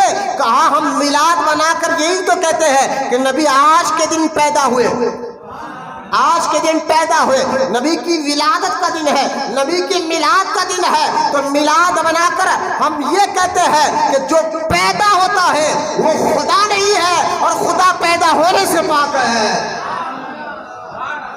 ہم سورہ اخلاص میں کیا کہتے ہیں؟ لم یلد ولم یولد، وہ پیدا نہیں ہوتا، اور جو پیدا ہو جائے وہ خدا نہیں ہوتا۔ بات سمجھے، جو پیدا ہو جائے وہ خدا، اور خدا پیدا ہونے سے پاک ہے۔ تو ہم میلاد کر کر کیا کہہ رہے ہیں؟ نبی پیدا ہوئے، بول رہے سبحان اللہ. میلاد کر کے ہم یہی کہہ رہے کہ حضور کی پیدائش کا دن ہے، تو پیدائش والے کو ہم خدا کیسے بنا سکتے ہیں؟ جو پیدا ہو جائے خدا، کیونکہ خدا کا یہ صفت نہیں ہے، طریقہ نہیں کہ وہ پیدا ہو جائے. رب پیدا ہونے سے بھی پاک ہے، لہذا یہ پیدائش بنا کر ہم جو ہے حضور کی میلاد کا ذکر کرتے ہیں. جب جواب دے جائے قرآن میں موجود ہے، حدیث میں موجود ہے، اجماع میں موجود ہے، تو پھر ان کو ایک سوال اور اٹھتا ہے، اور وہ کہتے ہیں کہ 12 ربیع الاول شریف جو ہے حضور کی ولادت کی تاریخ ہی نہیں ہے. چلیے بولے میلاد کا تاریخ ہی نہیں ہے، اصل میں حضور کی ولادت کی تاریخ 12 ربیع الاول نہیں بلکہ وفات کی تاریخ ہے. ایک صاحب کا ویڈیو اچانک اس کے سامنے اس کے نام کے آگے نقش بندی بھی لکھا ہوا ہے، اور واقعی وہ بڈھا سٹیاڑیا ہے، پاگل ہو گیا ہوگا. وہ چیخ کر کہہ رہا ہے کہ حضور 12 ربیع الاول کو پیدا نہیں ہوئے بلکہ 12 ربیع الاول کو وفات ہوئے. اگر میں غلط کر رہا ہوں تو میرا سر نکال دو. اب کیا بتائے ایسے لوگوں کو، ممبر پر بیٹھ کے اس طرح کی باتیں کرنا. تو خیر یہ کہہ رہے کہ 12 ربیع الاول، اب یہ جواب اصل میں دے نہیں سکتے. جواب لاؤ نا بھائی، ماں کے لال ہے تو، اپنے باپ کے ماں کے حلالی بیٹے ہیں تو جواب لاؤ. اب وہ یہ جاہلوں کا طریقہ یہ ہے، جب کوئی سچ بات کا جواب نہ دے تو لڑنا شروع کر دیتے، جھوٹ بولنا شروع کر دیتے. اب قیامت کے قریب کی نشانی میں سے ایک نشانی یہ بھی ہے کہ لوگ جھوٹوں کو ہی سچ مانیں گے. آج جھوٹوں کا دور چل رہا ہے، قیامت کی نشانی میں یہ نشانی ظاہر ہو گئی ہے کہ جھوٹ کا ہی بولنے والا ہو رہا ہے، جھوٹے لوگوں کی وہ ہوا کی جا رہی ہے، جھوٹے کذاب لوگوں کو لوگ عزت دے رہے ہیں، اور جو سچے ستھرے عزت دینے والا اللہ ہے اصل میں بتا رہا ہوں آپ کو. تو لہٰذا 12 ربیع الاول کو وفات کا دن ہے یا ولادت کا دن ہے، اس میں کیا تاریخ ہے؟ میں نے کہا دیکھو بھائی، اور ایک جیسا ہی میلاد کا مہینہ آتا ہے، فتاوی رضویہ کا یہ حوالہ انٹرنیٹ پر فیس بک پر وائرل کرتا ہے کہ خود اعلیٰ حضرت نے فرمایا کہ حضور کی ولادت 9 ربیع الاول کو. تم لوگ بریلی والے ہو اور حضور کی ولادت کو 12 کو کیوں مناتے ہو؟ 9 کو بھی ہے، یہ خود تمہارے اعلیٰ حضرت نے فرمایا. جبکہ ہم فتاوی رضویہ میں اس بات کا جواب ہم دے چکے ہیں. اس فتوی رضویہ کا ایک حصہ بتایا جاتا ہے، دوسرا حصہ نہیں بتایا جاتا. اعلیٰ حضرت رحمۃ اللہ تعالی علیہ سے جب سوال کیا گیا حضور کی ولادت، پہلے ایک اور اس فتوی کے بارے میں ایک بات بتا دوں، ولادت کی تاریخ کا جو معاملہ ہے اس پر کوئی ایشو ہے ہی نہیں، اس پر کوئی ایشو بنتا ہی نہیں. اب آپ دیکھیں، میں آپ کو پوچھوں کہ بھائی آپ کون سے مہینے میں پیدا ہوئے، تو آپ بولیں گے مولانا وہ مہینہ تو اپریل کا تھا، تاریخ ٹھیک سے یاد نہیں ہے. تو کیا اس میں کوئی گڑبڑی ہو جائے گی؟ تاریخ اگر آپ کو ٹھیک سے یاد نہیں ہے، مہینہ تو اپریل کا تھا یہ تو اٹھنٹک یاد ہے، لیکن 10 تھی 12 تھی 13 تھی وہ تاریخ یاد نہیں ہے. میں نے کہا تاریخ میں اختلاف ہوتا ہے، اس میں کوئی کون سی بڑی ایشو کی بات ہے؟ یہ مجھے بتائیں کون سی یہ بڑی بات ہے؟ اب میرے آقا علیہ الصلوۃ والسلام دنیا میں آئے، حضور کے آنے سے پہلے بھی 4 مہینے عرب میں بڑے مشہور تھے، مکے میں، جس کو حرمت والے مہینے کہتے ہیں. ابھی حضور دنیا میں نہیں آئے لیکن وہ 4 مہینے مکے میں بڑے مشہور تھے. ان مہینوں کا ادب جو ہے سارے کفار مشرکین بھی کرتے تھے. وہ 4 مہینے حضور کے آنے سے پہلے مشہور تھے، حضور کے پیدا ہونے سے پہلے 4 مہینے مشہور تھے. تو اسی مہینوں کا ذکر اللہ نے قرآن میں بھی کیا ہے، جس کو ہم قرآن میں اللہ کہتے ہیں یہ حرمت والے مہینے ہیں. وہ 4 مہینے کون سے ہیں؟ ایک سنیں آپ، ایک وہ ہے ذی الحجہ، حج کا مہینہ. دوسرا ذی القعدہ، جس کو ہم ہمارے حیدرآباد میں لوگ بندہ نواز کا مہینہ کہتے ہیں. تیسرا محرم کا مہینہ. چوتھا رجب کا مہینہ، اس کو حرمت والے مہینے کہتے ہیں. یہ 4 مہینے حرمت والے مہینے ہیں، اور یہ حضور کے آنے سے پہلے بھی مشہور تھے. اور ان مہینوں میں مشرکین جو ہے باہر نکل کر لڑائی جھگڑا بھی نہیں کرتے تھے، قتل غارت گری بھی نہیں کرتے تھے. ان مہینوں کا ادب مشرکین بھی کیا کرتے تھے. توجہ فرمائے. اب حضور پیدا کس مہینے پہ ہوئے؟ تو یہ بات تو اتھینٹک ہے، حرمت والے مہینے میں حضور پیدا نہیں ہوئے. کسی کو اس بات پر اختلاف نہیں ہے کہ حضور رجب میں پیدا ہوئے ہوں یا ذی القعدہ میں، ذی الحجہ میں، محرم میں. یہ 4 مہینے جو حرمت والے تھے، سارے مورخ چاہے وہابی ہو یا سنی سب یہ کہتے ہیں حرمت والے مہینے میں حضور پیدا نہیں ہوئے. یہ بات تو اتھینٹک ہے. بات ختم ہو گئی. آئے پھر حضور کے آنے کے بعد رمضان کو ملا تو سارے مولوی کہتے ہیں حضور رمضان میں بھی پیدا نہیں ہوئے. رمضان بھی افضل مہینہ ہے نا پورے مہینوں میں. بولے رمضان جیسے مبارک مہینے بھی حضور پیدا نہیں ہوئے. اور اس میں بھی اللہ کی حکمت ہے. اگر ان حرمت والوں مہینوں میں اللہ حضور کو بھیجتا، رجب میں، ذی القعدہ میں، ذی الحجہ میں، محرم میں، اگر یہ حرمت والے مہینے رمضان جیسے مبارک مہینے میں حضور پیدا ہوتے تو سارے وہابی آج یہ کہہ سکتے تھے حضور کو جو فضیلت ملی ہے ان مہینوں کی وجہ سے ملی ہے. بول سکتے تھے ارے رجب میں پیدا ہوئے اس لیے ان کی یہ فضیلت ملی ہے، محرم میں پیدا ہوئے اس لیے فضیلت ملی ہے، ارے ذی القعدہ میں پیدا ہوئے اس لیے فضیلت ملی ہے، رمضان جیسے مبارک میں پیدا ہوئے اس لیے فضیلت ملی ہے. نہ حرمت والے مہینوں میں اللہ نے حضور کو نہیں بھیجا، نہ ہی رمضان مبارک میں بھیجا. کیوں؟ کیونکہ اللہ یہ بتانا چاہتا ہے سب کو فضیلت ملی ہی مصطفیٰ کے ذریعے ہے. ان کو فضیلت دینے والا اللہ ہے اور ان کے ذریعے سے سب کو فضیلت ملتی ہے. تو لہذا یہ بات اتھینٹک ہے. مسند ابن بزاز میں، مسند ابن شیبہ میں یہ حدیث پاک موجود ہے. عبداللہ ابن عباس رضی اللہ تعالیٰ عنہ حضور کے چاچا کے بیٹے فرماتے ہیں جب پوچھا گیا کہ حضور پیدا کب ہوئے تھے تو حضرت بولے ایک بھی صحیح حدیث نہیں ہے کہ حضور میلاد کے 12 کو پیدا ہوئے. میں نے کہا یہ حدیث سن لو. اور مسند ابن شیبہ میں حدیث پاک ہے. عبداللہ ابن عباس رضی اللہ تعالیٰ عنہ سے روایت ہے.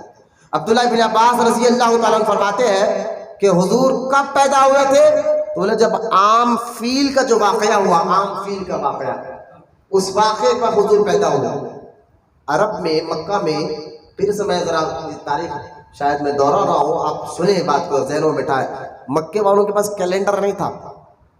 تاریخ کیسے یاد کرتے تھے؟ اگر مکے میں کوئی واقعہ ہوتا، ارے وہ واقعہ ہوا تھا اس کے 1 مہینے بعد، اس کے 2 مہینے کے بعد، اس طرح یہ واقعہ تاریخ کو یاد کرتے تھے.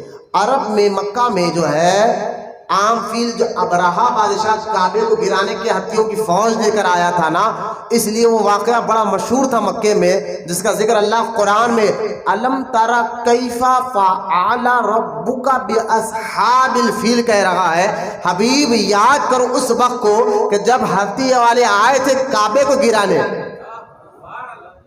تم نے دیکھا ہتھی والوں کے ساتھ اللہ نے کیا کیا؟ الم تری کیف فعل ربک باصحاب الفیل.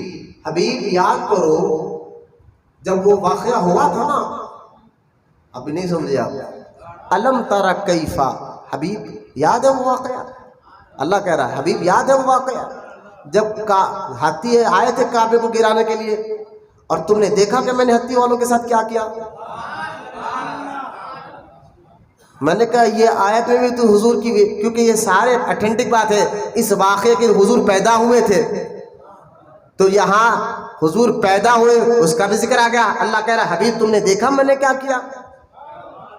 تو پیدائش حضور تو جھولے میں تھے. اب میں آپ کو بتاؤں کہ جھولے والا بچے کو کیا یاد رہتا ہے؟ آپ کہیں گے بھائی مجھے کیا معلوم، میں بچپن میں جھولے میں تھا تو مجھے کیا معلوم. میں نے کہا یہ ہم ہیں اور آپ ہیں، ہمیں کچھ یاد نہیں رہتا. یہ مدینے کے ایک تاجدار ہے، آمینہ کے لال انہیں اللہ نے سب بتاتے ہیں، سب یاد رہتا ہے. میں نے کہا الم تری کیف فعل، حبیب یاد ہے وہ ہتھی والوں کا واقعہ؟ میں نے کہا یہ بتا رہا ہے کہ اللہ پاک بھی حضور کی ولادت کا ذکر قرآن میں کر رہا ہے. بولا محبت سے سکتا ہے. تو اس واقعے کے وقت حضور پیدا ہوئے تھے. تو عبداللہ ابن عباس کہتے ہیں کہ عام فیل کے واقعے حضور پیدا ہوئے مہینہ ربیع الاول کا تھا. مسند ابن شیبہ میں حدیث ہے مہینہ کیا تھا؟ ربیع الاول کا تھا اور تاریخ بھی 12 تھی. بولے ایک حدیث بتا. میں نے کہا یہ حدیث آ گئی. مسند ابن شیبہ حدیث صحیح ہے اور ہمارے فرمایا اس کی تحقیق کر فرمایا، محدثین نے فرمایا اس کی سند ھذا صحیح ہون، یہ حدیث کی سند بھی مضبوط ہے. جو مسند ابن شیبہ میں یہ حدیث پاک گئی ہے اس کی سند بھی صحیح ہے، حدیث کی سند بھی مضبوط ہے. میں نے کہا ایک حدیث بتاؤ. یہ حدیث مسند ابن شیبہ میں موجود ہے کہ خود عبداللہ ابن عباس فرماتے ہیں حضور جب پیدا ہوئے مہینہ ربیع الاول کا تھا، تاریخ 12 تھی. مہینہ ربیع الاول کا تھا، تاریخ 12 تھی. آگے حدیث پاک. اب بولے ہمیں حدیث میں نہیں ملا، نہیں تو اعلیٰ حضرت نے پھر 9 کیوں لکھا؟ میں نے کہا بھائی اعلیٰ حضرت نے فرمایا، میں نے کہا تاریخ اس بات میں تو کوئی اختلاف نہیں کہ حضور میلاد کے 12 ربیع الاول میں پیدا ہوئے، اس میں کوئی اختلاف ہے ہی نہیں، کوئی دو رائے ہے ہی نہیں، اس میں کوئی غلط بات ہے ہی نہیں، یہ بات تو سب کہتے ہیں کہ 12 ربیع الاول میں پیدا ہوئے۔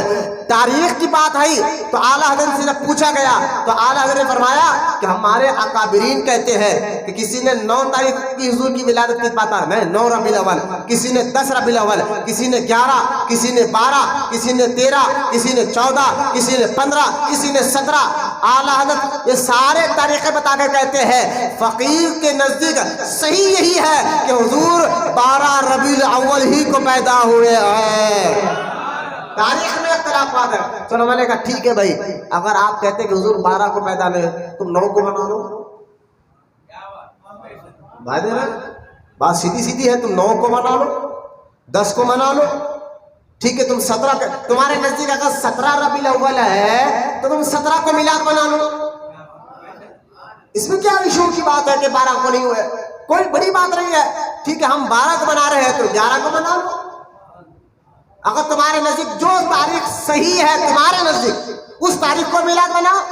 یہ بات تو پکی ہے کہ مہینہ تو ربیع الاول کا تھا، تاریخ کے بارے میں اختلاف ہے کہ 12 ہے یا 9 ہے یا 10 ہے یا 11 ہے، لیکن یہ بات تو پکی ہے کہ ربیع الاول کا مہینہ تھا، اس میں کسی کو اختلاف نہیں ہے۔ تو میں نے کہا جب اس میں مہینے میں کسی کو اختلاف نہیں ہے، تاریخ میں اختلاف ہے، ہم 12 کو منا رہے ہیں، تم 9 کو منا کر بتاؤ، تم 10 کو منا کر بتاؤ، تم 11 کو منا کر بتاؤ، تم 15 کو، 16 کو، 17 کو منا کر بتاؤ، مناؤ تو صحیح۔ اگر رکاوٹ کس بات کی ہے، چڑ کس بات کی ہے، تکلیف کس بات کی ہے؟ بولے نہیں ہم بھی جو ہے نا 17 کو مناتے ہیں۔ بولے کیا مناتے ہیں؟ بس سیرت مصطفیٰ، سیرت مصطفیٰ کانفرنس مناتے ہیں۔ میں نے کہا اچھا آپ 17 کو مناتے ہیں سیرت مصطفیٰ کانفرنس؟ بولے ہاں منائیے، ہمیں کوئی ڈاؤٹ نہیں، ہم بھی مناتے ہیں، لیکن ہمیں ایک جواب دیجئے، ہم جب 12 کو منا رہے تو تم نے کہا کہ 12 کو کسی صحابی نے منایا تو بتائیے، کسی صحابی نے میلاد منایا تو بتائیے۔ تو میں بھی آپ سے سوال کرتا ہوں، کسی صحابی نے سیرت مصطفیٰ کانفرنس کی ہے تو بتائیے۔ تم کہتے ہو کہ کسی صحابی نے میلاد بنایا تو بتائیے، تم نے کہا بھائی سیرت مصطفیٰ کانفرنس تم بھی کرتے ہو، کسی صحابی نے منایا ہے اور اپنے جلسے کا نام سیرت مصطفیٰ کانفرنس رکھا ہے، بتائیے، جواب دیجیے۔ کیوں لوگوں کے ساتھ بھٹکا رہے ہو؟ جواب تم نہیں دے سکتے۔ اور تم سیرت مصطفیٰ میں کیا بتاتے ہو؟ تم سیرت مصطفیٰ میں یہ کہتے کہ حضور بھوکے تھے، حضور جو ہے بڑے بھائی کی طرح ہے، حضور معاذ اللہ کچھ نفع نہیں دے سکتے، حضور کے اخلاق ایسے ہے، حضور کے مزاج ایسے ہے۔ ہم بھی سیرت مناتے، تم بھی مناتے ہو، سیرت تمہارے اور ہمارے میں فرق یہ ہے، ہم حضور کی سیرت بھی بتاتے ہیں، حضور کی عظمت بھی بتاتے ہیں، ہم یہ بناتے ہیں، اور تم خود صرف حضور کی سیرت بتاتے ہو، ہم حضور کی شان و عظمت بھی بتاتے ہیں اور ان کا مقام و مرتبہ بھی اللہ نے جو بتایا وہ بتاتے ہیں۔ فرق یہ ہے، ہم عظمت بھی مانتے ہیں، حضور کی ادائیں بھی مانتے ہیں، حضور کی شان بھی مانتے ہیں، حضور کے اخلاق کو بھی مانتے ہیں، حضور سے جان سے زیادہ محبت بھی کرتے ہیں اور حضور کی غلامی میں اطاعت بھی کرتے ہیں۔ یہ ہمیں کوئی مسئلہ نہیں ہے۔ تو لہٰذا یہ کہنا کہ 12 کو نہیں تھا، میں نے اس کا بھی جواب دے دیا، ٹھیک ہے۔ اب یہ کہنا کہ 12 کو اصل میں وفات کا دن ہے، میں نے کہا ٹھیک ہے بھائی تم کہتے ہو وفات کا دن ہے، لیکن شرعی قانون کیا ہے؟ یہ تیسرے سوال کا جواب دے رہا ہوں۔ 5 جنوں کے چہروں کو دیکھ رہا ہوں، کسی کو جمائی آ رہی، منہ آنکھیں بند ہو جا رہے ہیں، اب میں نام لے کر اٹھاؤں گا باہر، منہ ہاتھ دھو کر رہا ہوں، ٹھیک ہے، چہرے حشاش بشاش رکھے، بات سمجھے، اگر سستی آ رہی تو باہر چلے جائیے۔ اب تیسرے سوال کا جواب یہ ہے کہ 12 کو وفات ہوئی ہے، صحابہ اکرام غم منا رہے تھے، ابو بکر، حضرت فاروق اعظم، حدیث میں ہے، واقعی حدیث میں ہے، جب حضور دنیا سے تشریف لے کر گئے اور جب مدینہ پاک میں یہ بات پھیلی، فاروق اعظم تلوار لے کر ہاتھ میں آ گئے۔ اگر کسی نے میرے نبی کو یہ کہا کہ نبی دنیا سے گئے، میں اس کا گردن بڑھا دوں گا، کسی نے حضور کو مردہ کہا تو میں گردن ہاں سمجھے، مردہ رکھنا اس نے نہیں گئے، لہٰذا فاروق اعظم حال تھا۔ پھر ابو بکر صدیق نے مسئلے کو سنبھالا، لیکن اس کے بعد کیا صحابہ کرام ساری زندگی غم میں رہے؟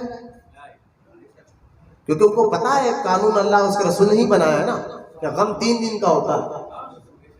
سب سے زیادہ خوشی کیا ہوتی ہے انسان کی زندگی میں؟ شادی۔ کیا حضور کے دنیا کے جانے کے بعد فاروق اعظم نے نکاح نہیں کیا ہے؟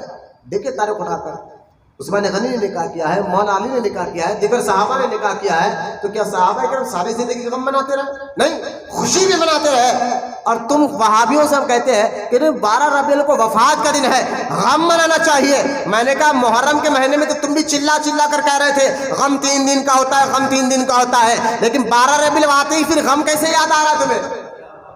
اور غم کیسے یاد آ رہا ہے تمہیں؟ اور سنا، غم تو اس کا منایا جاتا ہے جو واقعی مردہ ہو۔ اور تم کس کا کلمہ پڑھتے ہو وہاں بھی ہمیں پتہ نہیں ہے۔ ہمارا مدینے کا تاجدار آمینہ کلال اپنی قبر میں زندہ ہے، اور اس لیے ہم ان کی میلاد مناتے ہیں۔ اس لیے تو بریلی کے امام احمد رضا نے خود فرمایا کہ تو زندہ ہے واللہ، تو زندہ ہے واللہ، میرے چشم عالم سے چھپ جانے والے۔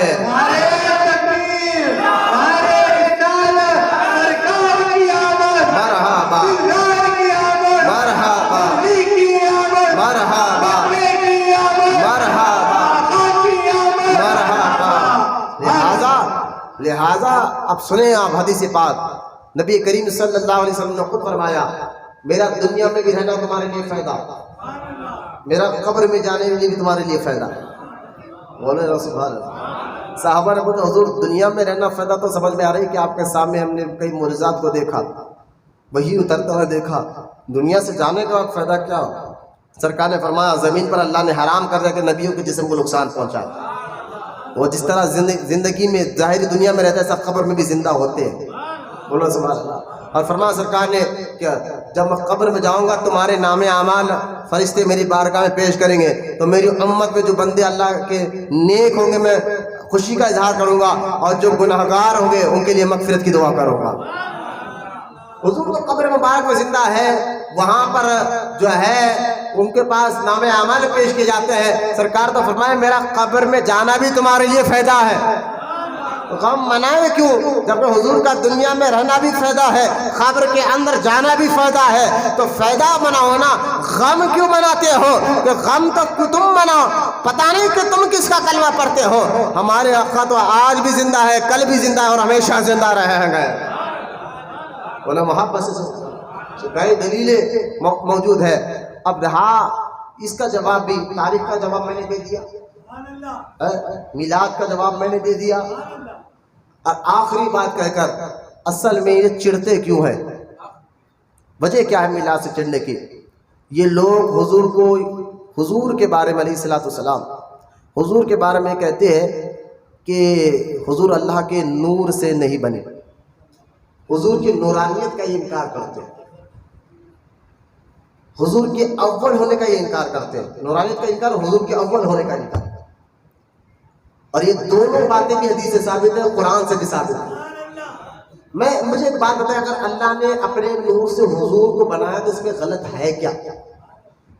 میں اس پر ٹاپک کر چکا ہوں، جمعہ میں بیان ریکارڈ ہو چکا ہے کہ قرآن کی 4 آیتیں اور بھی آیتیں، قرآن کی 4 آیتیں سورہ مائدہ، سورہ توبہ، سورہ نور اور سورہ اعراف احزاب سے میں نے بتایا کہ خود اللہ تعالیٰ قرآن میں حضور کو نور کہہ رہا ہے۔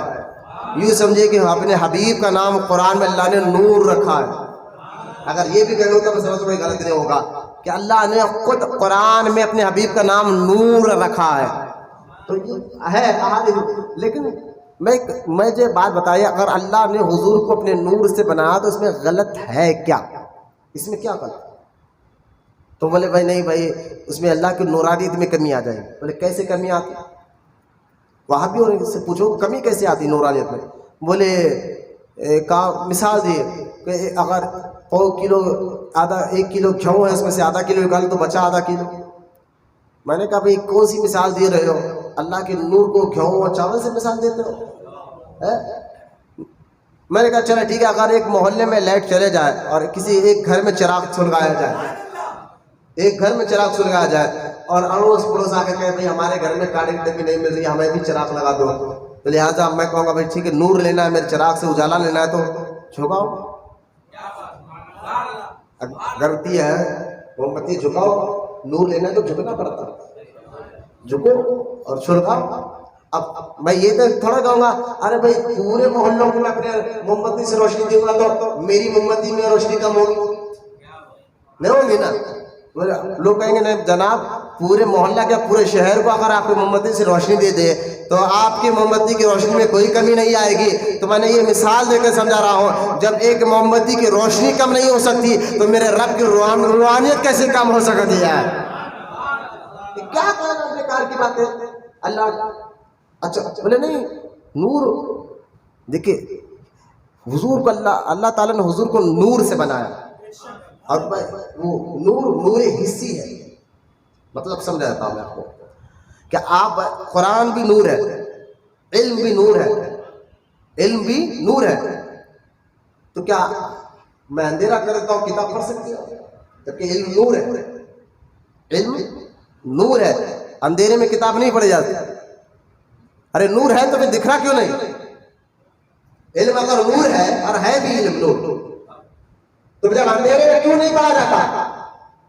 کتاب پہ نظر کیوں نہیں آ رہا جبکہ علم نور ہے؟ تو علم نور ہے, اس سے مراد علم سے لوگوں کو ہدایت ملتی ہے, علم سے لوگوں کو ہدایت ملتی ہے, سیدھا راستہ ملتا ہے, اس لیے علم نور ہے. اور نبی بھی نور ہے, نبی بھی نور ہے. تو یقیناً نبی ہدایت والے بھی نور بھی ہے, حصی والے بھی نور ہے. مطلب کیا ہے؟ جیسا کہ آپ دیکھیں اندھیرے میں کچھ پڑھ نہیں سکتا, اگر لائٹ کھولوں تو یہ جو روشنی یہ بھی نور ہے, تو یہ حصی والی نور ہے. یہ اپنے نور سے بتائیں گے کہ علم کیا ہے, کیا لکھا ہوا ہے. میں نے کہا یہی تو آپ کو سمجھاتا ہوں, نبی ہدایت والے نور بھی ہے, حصی والے بھی نور بھی ہے. یعنی نبی کی اطاعت کرنے سے ہدایت بھی ملتی ہے, اور اللہ تعالیٰ نے ان کے اندر نور بھی رکھا ہے. حصی والا نور بھی اللہ تعالیٰ نے حضور کی ذات میں رکھا ہے. بولو محبت سے, سبحان محبت سے, محبت سے. میں نے مثال دے کر اور کہا تھا, میں نے کہا بولے نہیں نور اور جسم ایک دوسرے کی ضد ہے بھی نہیں. نور اور جسم ایسے رات اور دن ایک دوسرے کی ضد ہے نہیں ہے. رات اور دن ایک جگہ جمع ہو گئے کبھی جمع نہیں ہو سکتے. رات اور دن جو ہے ایک دوسرے کی ضد ہے, اور یہ دونوں ایک جگہ جمع نہیں ہو سکتے. خوشبو اور بدبو ایک دوسرے کی ضد ہے, خوشبو اور بدبو ایک جگہ جمع نہیں ہو سکتے. لیکن نور اور جسم یہ ضد نہیں ہے, یہ جمع ہو سکتے ہیں. بولو نا سبحان اللہ, یہ جمع ہو سکتے ہیں. میں نے کہا ایک جگنو کو دیکھ لو جو جنگل میں پھرتا ہے راتوں میں, کھیتوں میں جگنو, وہ رات میں چمکتا ہے, لائٹ ہے, آنے کے لائٹ قدرتی نور اللہ پاک نے. میں نے کہا ایک جانور کے جسم کے ذریعے بتایا جا رہا ہے کہ اس کے اندر لائٹ آ سکتی ہے, نور آ سکتا ہے, جگنو چمک سکتا ہے. جب جگنو چمک سکتا ہے تو مدینے والا کیوں نہیں چمک سکتا؟ چمک تجھ سے پاتے ہیں سب پانے والے, میرا دل بھی چمکا دے چمکانے والے. یار حضرت نے فرمایا لہٰذا یہ نور اور جسم ایک دوسرے کی ضد ہے ہی نہیں, یہ جمع ہو سکتے ہیں. آپ دیکھیے صحیح ترمذی شریف میں حدیث ہے پاک, امام ترمذی نے بولے سیاہ ستہ میں کسی نے سوال کیا, بھائی سیاہ ستہ جو حدیث کی 6 کتابیں ہیں مشہور, ان میں کہیں پر بھی میلاد کا ذکر نہیں ہے. میں نے کہا کیوں جھوٹ بول رہے ہو؟ جامع ترمذی میں نہیں ہے. امام ترمذی ہے کون؟ ذرا علمی بات, امام ترمذی شاگرد تھے امام بخاری کے, اور امام بخاری جن کو کہتے ہیں بخاری شریف, قرآن کے بعد افضل کتاب بخاری شریف ہے, لیکن بخاری شریف میں حدیثیں ہے کتنے؟ بخاری میں حدیثیں ہے کتنے؟ لگاتار اگر آپ حدیثوں کو بخاری شریف میں گنے تو 3 جلدوں میں آ رہی ہے 5000 حدیثیں. اگر دیکھا گا تو 4000 ہے, لیکن کچھ حدیثیں ڈبل مرتبہ آئی ہے, تو اس کی تکرار کے ساتھ 5000. کتنے حدیثیں ہیں؟ کتنے حدیثیں بخاری شریف میں؟ لیکن امام بخاری کو صحیح حدیثیں 1 لاکھ یاد تھی. اور سے سن لیا, امام بخاری کو کتنے حدیثیں یاد تھی صحیح, اور لکھی کتنی گئی ہے؟ پھر 95 گئی کہاں؟ گئی کہاں؟ 95,000 حدیثیں. امام بخاری نے اس لیے نہیں لکھا بخاری شریف میں کہ آپ جانتے تھے اگر لکھوں گا تو پورے 1 لاکھ احادیث, 1 نہیں 2 نہیں 3 نہیں کئی جلدیں ہوگی, لوگوں کو پڑھنے مشکل ہو جائے گا. اس لیے آپ نے 5000 حدیثیں ہی جمع فرمائی بخاری میں, باقی کے 95,000 حدیثیں گئی کہاں؟ تو آپ نے کیونکہ علم چھپایا نہیں تھا تو آپ کے شاگردوں نے اسے حاصل کر کر کتابیں لکھی ہے. ان میں ایک شاگرد امام ترمذی بھی ہے اور ان کے شاگردوں میں امام حاکم بھی آتے ہیں جنہوں نے المستدرک لکھی ہے. بولو سبحان اللہ. المستدرک لکھی ہے. تو المستدرک ہے امام حاکم نے کہا اچھا امام بخاری نے 95,000 حدیثیں چھوڑی ہے آئے بعد میں لیکن ان حدیثوں کو امام حاکم نے اپنی کتاب المستدرک میں جمع کیا. بولے محبت سے سبحان اللہ. بولے نہیں دیکھیں انسان ہونے کے ناطے کچھ غلطیاں ہوتی ہیں تو امام حاکم سے کچھ ایسی غلطیاں کچھ حدیثوں میں جمع کرنے میں تھوڑی ایسی غلطی ہوئی ہے تو پھر علماء میں بحث ہوئی کہ المستدرک جو امام حاکم کی حدیث کی کتاب ہے اس کو مانا جائے یا نہیں مانا جائے.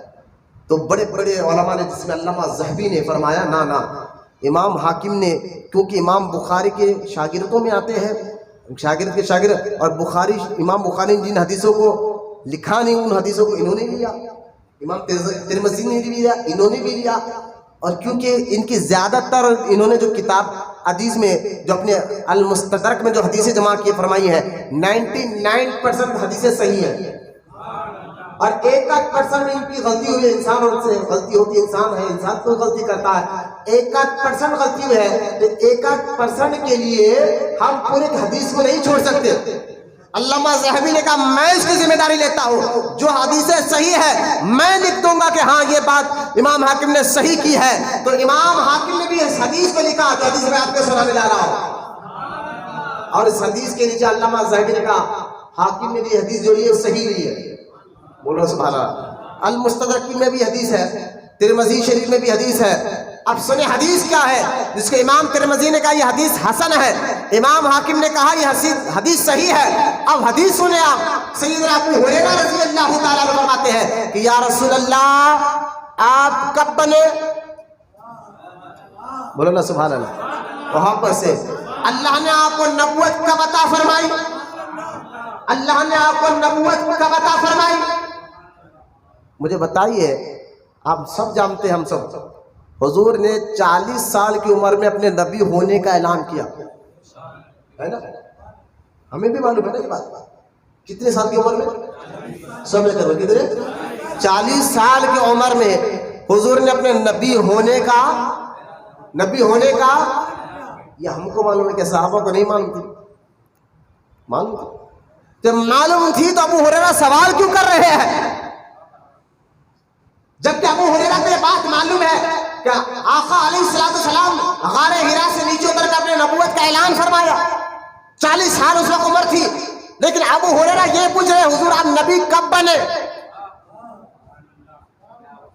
سرکار یہ نہیں کہا ابو ہریرہ تجھے نہیں معلوم میں غار حرا میں تھا تب وہی ہے تب میں نے نبوت کا اعلان کیا. یہ نہیں کہا حضور نے بلکہ یہ حدیث امام حاکم نے بھی لکھا امام ترمذی نے بھی لکھا. اللہ کے رسول علیہ السلام فرماتے ہیں اے ابو ہریرہ سن آدم ابھی مٹی اور پانی کے درمیان تھے ان کے جسم کو گوندا جا رہا تھا مجھے نبوت مل چکی تھی. بولو محبت سے سن نبوت مل چکی تھی. آئے بولو محبت سے سن نبوت ہاں. لیکن یہاں ایک بات جب یہ حدیث بتا ہاں وہ اللہ کے علم میں نبی تھے. اچھا نہیں سمجھا آپ کو میں سمجھا اللہ کے علم میں وہ نبی تھے. میں نے کہا یہ جو حضور نے فرمایا نا کہ وہ آدم پانی اور مٹی کے درمیان تھے میں نبی بن چکا تھا مجھے اللہ نے نبوت دی تھی. نبوت صفت ہے. آپ ہے آپ کی ذات ہے تو آپ کا کام آپ ہے ہی نہیں تو آپ کو ملے گا کیا. آپ باہر ہے تو آپ یہ کام کر رہے ہیں تو یہ آپ کا کام صفت ہے. آپ کا وجود ہے تو سرکار کا وجود تھا تبھی تو نبوت ملی. اور اللہ کا علم میں نے کہا اللہ کے علم میں تو پوری کائنات تھی. نہیں سمجھا اللہ کا علم میں تھے. مجھے بتائیے اللہ کے علم میں کیا چھپی ہے. ہر چیز اللہ جانتا ہے نا. ہمارے پیدا ہونے سے پہلے ہمیں بنانے سے پہلے اللہ کے علم میں ہم بھی تھے آپ بھی تھے سب تھے اللہ کے علم میں ہے نا. پہلے سے اللہ جانتا ہے ہمیں پیدا کرنے سے پہلے کہ ہم بنیں گے ہمارا نام یہ ہوگا یہ ہوگا یہ ہوگا یہ ہوگا پوری سب اللہ عالم الغیب ہے. اس کے علم میں کسی کو شک نہیں ہے. اللہ کے علم میں تو پوری کائنات بھی تھی, اللہ کے علم میں تو پوری دنیا بھی تھی, اللہ کے علم میں تو کوئی انسان بھی ہے, لیکن یہاں حضور نے یہ نہیں فرمایا کہ اے ابو ہریرہ میں اس وقت بھی نبی تھا, اللہ کے علم میں. ارے بھائی اللہ کے, میں نے کہا اگر اللہ کے علم میں تو اس میں خاصیت ہے کیا؟ اللہ کے علم میں تو سب کچھ تھا پہلے سے, تو خصوصیت ہی کیا ہے؟ حضور نے خاص طور پر فرمایا میں اے ابو ہریرہ میں اس وقت بھی نبی تھا جب آدم مٹی اور پانی کے درمیان تھے. تو حضور کا یہ فرمانا یہ بتا رہا ہے کہ حضور اس وقت اپنے خارج میں, اپنے ظاہر میں, وجود میں تھے, نور کی حالت میں, اور اللہ نے نبوت دے چکا تھا انہیں. بس نور کی حالت میں وجود تھا آپ کا. بولنا سبحان اللہ. تبھی تو صفت دی گئی. وجود ہو تو خوبی آتی ہے, وجود ہی نہ ہو تو کیا لی. حافظ بنتا کب بنتا؟ جب ہو. حافظ بننا اس کی صفت ہے. بولو نا سبحان اللہ. بہت نیچے کر کے سمجھا رہا ہوں. ایک بندہ ہے ہی نہیں کہ حافظ ہو کر میں کہا ارے یہ حافظ, میں نے کہا بھائی یہ ہے کہاں؟ تو بندہ ہو تو حافظ ہے نا. حفظ ہوتا کیا ہے؟ میں نے کہا یہ حفظ اس کی صفت ہے. اس صفت بندہ ہو تو ہوتی ہے, وجود ہو تو صفت اندر آتی ہے. میرے آقا کا وجود تھا تو نبوت کی صفت دی گئی ہے. بولے محبت سے سمجھ رہا ہوں. اس سے زیادہ نیچے نہیں اتر سکتا میں آپ کو سمجھانے کے لیے, بہت نیچے اتر کر سمجھا رہا ہوں. تو یہ حدیثیں بتا رہی ہے کہ حضور اول بھی ہے, بھیجے گئے آخر میں. اس میں کئی حکمتیں ہیں, کئی رازیں ہیں. حضور فرماتے میں اول بھی ہوں میں آخر بھی ہوں. بھیجا اس لیے آخر میں کہ تمام نبیوں کے آپ گواہ بن جائیں, کیونکہ آپ شاہد ہیں, گواہی دینے والے ہیں. تو تمام آدم سے لے کے عیسیٰ تک جتنے نبی آئے جو ڈیوٹیاں دی, اس کے گواہ ہوں گے کون؟ حضور. بولنا سبحان اللہ. لہذا حضور کی میلاد کے لیے ہمیں عقیدت اور محبت کے ساتھ گھروں کو بھی سجائے, لیکن پیغام یہی ہے کہ حضور کی زندگی, حضور کی اطاعت میں بھی اپنی زندگی گزارے. اللہ کی بارگاہ میں دعا اللہ ہم تمام کو کہنے سننے سے زیادہ عمل کی توفیق عطا فرمائے. جتنے دیر سے بوڑھے بچے نوجوان یہاں بیٹھے ملا کے بیٹھنے کو قبول فرمائے. وما علینا الا البلاغ والحمد للہ رب العالمین.